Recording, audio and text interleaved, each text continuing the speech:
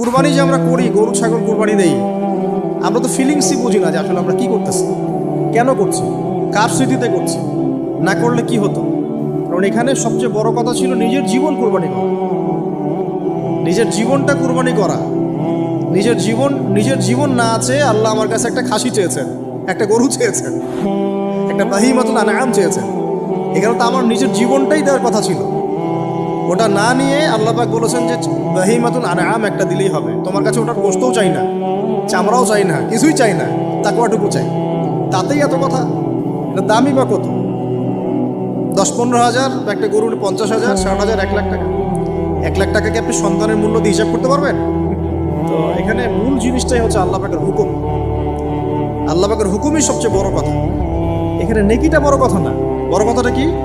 আল্লাহর হুকুম। আল্লাহ পাকের হুকুমের পিছনে কি নেকি আছে এটা আমি সংখ্যা দিয়ে কাউন্ট করতে পারবো না। আল্লাহ পাক হুকুম দিয়েছেন মানে সেখানে ইনফিনিটিভ নেকি আছে। ওটা 1 লক্ষ, 2 লক্ষ, 5 লক্ষ দিয়ে হিসাব করা যাবে।